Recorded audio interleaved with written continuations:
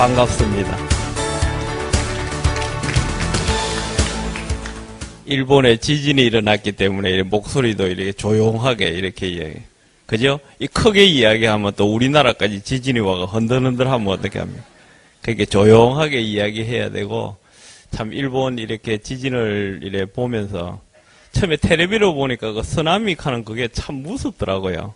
저는 그렇게 그냥 뭐 파도가 쳐가지고 이렇게 바닷가에 들어오면 그냥 물 쟁기는 건데, 그냥 뭐 우리가 강 같은 데 보면 홍수 나가지고 집 쟁기는 거 있잖아, 그죠? 그 물 들어오는 거 그 정도만 생각하고 있었는데 집들이 그냥 싹 떠내려가길래 아이고야, 우리한테도 오면 어떻게 되나 참 겁도 나긴 나던데, 참 그런 거 보면 우리도 언제 이렇게, 우리는 참 이렇게 대한민국은 일본에 도움받고 참 복받은 나라예요. 그죠? 일본이 딱 이렇게 태평양에서 파도 오는 거 딱 막아주고 이러니까. 그러니까 일본 사람들한테 참 감사하게 생각해야 되고, 여기도 보니까 또 일본 이렇게 사업하시는 분들도 참 많고 이러니까 항상 이렇게 감사하게 생각해가면서 그래 살아야 됩니다. 그죠? 그렇죠? 그러니까 이렇게 항상 나오셨을 때 너무 큰 소리로 막 사오시고 그러면 이 지진이 일어나니까 항상 조용조용하게 그렇게 이야기하시고 하셔야지, 이 너무 이 보면 사람들이 막 크게 떠들고 그러니까 밑에서 놀래가지고 그렇게 지진이 일어나는 것 같으니까 조용조용하고 항상 좋은 일 해가면서 그렇게 사셔야 되겠죠. 그죠? 그렇게 어찌 될지 모르니까 항상 사람들이 이렇게 좋은 일만 이렇게 하고 살면 좋은데, 이 참 좋은 일만 하려고 하면 무언가가 좀 많이 있어야 되잖아. 이 먹고 사는 것도 좀 있어야 되고, 그 다음에 건강해야 되고, 이런 조건들이 다 충족되었을 때 이 자기 좋은 일이라든지 이렇게 뭐 자기 하고 싶은 일을 하든지 안 그러면 남에게 봉사를 하든지 이런 일 할 수 있는데, 또 이렇게 좋은 일 하면서 이렇게 돈을 좀 벌고 그러려고 하면 어떤 일을 해야 됩니까? 남들하고 이렇게 차별화되는 일, 이런 일들을 해야 되잖아. 그죠? 근데 대부분 여기 계신 분들도 이렇게 많이 느끼시겠지만은, 식당 같은 데 가보면 아주 잘 되는 식당이 있고, 그 다음에 아주 잘 안 되는 식당들이 있어요. 근데 그거 보면 사람들이 참 희한한 게 뭐고 하면, 잘 되는 식당에 가보면 줄을 서가지고 번호표 같은 거 이런 거 주가면서 서가 있으라 해도 그거 보면 기다렸다가 밥을 먹더라니까. 근데 바로 옆에 집에 보면 어떻습니까? 그냥 바로 가면 밥 주는데도, 그런데도 그 기다렸다가 또 억지로 기다렸다가 밥 먹는 사람들이 있어요. 근데 실제로 보면 맛은 어때요? 맛은 보면 비슷해요.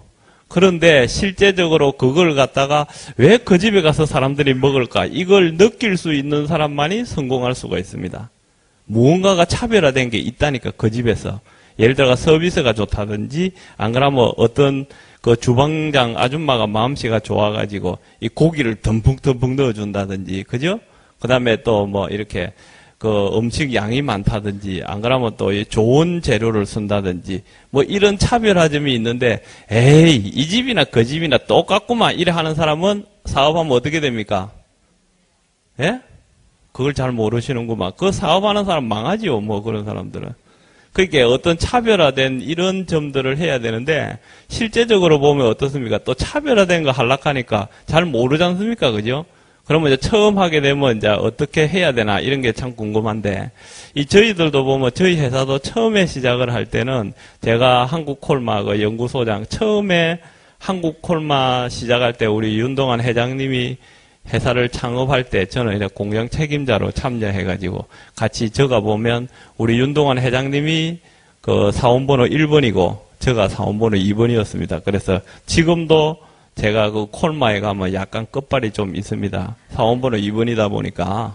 그래서 지금도 보면 대체적으로 보면 어떻게 하느냐 그러면 밑에 대리나 이렇게 과장 정도 되는 사람들 저를 잘 몰라요. 그래서 거기 가서는 말을 높이면서 아, 이것 좀 해주세요. 저것 좀 해주세요. 이러는데 그 위에 부장, 뭐 그 다음에 뭐 이사, 상무 이런 사람들 에이씨 좀 안 해줘? 이렇게. 세상이 참 그렇습니다. 그래가지고 실제로 보면 저는 제일 편한 게 밑에 사람 실무자한테는 가서 고개를 이래 생산 좀 잘 좀 해주시죠. 뭐 이렇게 이야기하면 올라가가지고 이씨 내가 그래야 되겠어?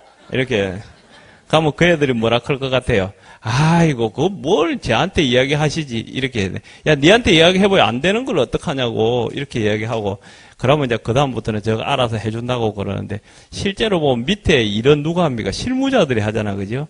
그래, 실무자하고 다 해야 되는데, 위에 보면 해버리면, 또 요새 젊은이들은 또 잘 안 해준다니까 말 잘 안 들어가. 그런 게 이제 어려움이 있었습니다. 그래서 제가 처음에 이제 한국 콜마에 이제 계속 들어와가지고 연구소장을 하고 있을 때, 원자력 연구소하고 새로운 이렇게 프로젝트를 진행을 하게 됐어요.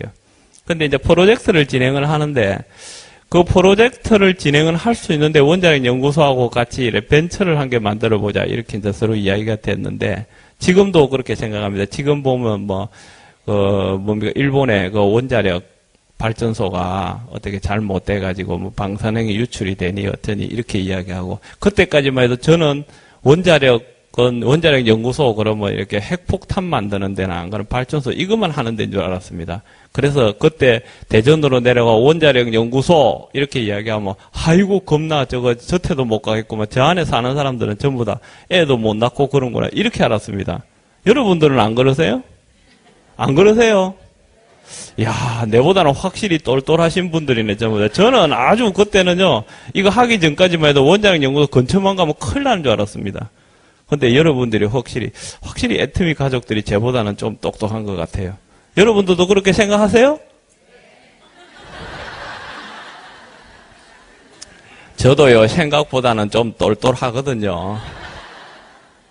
그래가지고 했는데, 처음에 이제 원자력 연구소에서 무슨 이런 연구를 하느냐, 이제 이렇게 이야기가 참 많이 나왔습니다. 그런데 원자력 연구소에서는 생명공학 팀이라는 그 팀이 있습니다. 그래서 그 원자력 연구소에서 저희들 해모임 같은 경우는 방사선 취급자용 식품, 그러니까 방사선을 취급을 하는 사람들이 면역 체계가 좀 이렇게 약해지거나 무너지는 경우가 있습니다. 그게 이제 일종의 그 방사능에 뭐 피폭됐다 뭐 이런 식으로 이야기하는데, 그런 분들을 이제 빨리 회복시키기 위해 가지고 식품을 개발한다 이런 이야기를 들었습니다. 그래서 그런 이야기를 듣고 저희들이 이제 다른 또 화장품 기술이라든지 이런 걸 들어가지고 했는데, 처음에는 야, 이게 원자력하고 화장품 기술, 건강식품 이게 가능할까 이렇게 생각을 했었습니다. 그래서 한편으로는 남들이 안 하는 분야이기 때문에 우리도 가능하겠다 이렇게 생각을 했는데, 그렇게 해가지고 이제 어째 우여곡절 끝에 저번에 뭐 장인순 소장님이 이렇게 여러 가지 이야기를 했지만은 참 이렇게 간단하게 회사를 만들었습니다. 이렇게 이야기할 수 있는 건 아니고 여러 가지 참 몇 년, 한 3년 정도 걸쳐가지고 회사를 만들어 놨는데, 그것도 회사를 만들어 놓고 나니까 그게 처음에 하니까 참 어려움이 많습니다. 그래서 한 2년 동안 고생을 하는데, 여러분들 잘 아시다시피 이렇게 사업이 잘 되려고 하면 주위에서 좀 도와줘야 돼요. 근데 이 주위에서 도와주려고 하면 어떻게 해야 됩니까? 좀 이렇게 좋은 사람을 만나고 이렇게 해야 되는데, 한 2년 정도 지나고 나니까 상당히 이렇게 어떤 분을 만나가지고, 어떤 분이냐 그러면 오직 한 길만 걷고 있는 분이 있어가지고, 근데 나중에 이름을 보니까 박한길이더라고. 그래서 그 회장님을 만나가 했는데, 처음에는 제가 이래 끝발이 훨씬 좋았습니다. 아마 가끔씩 보니까 우리 총장님이 그때 재산이 뭐 카니발 한 대다 그랬는데, 저는 그때 카니발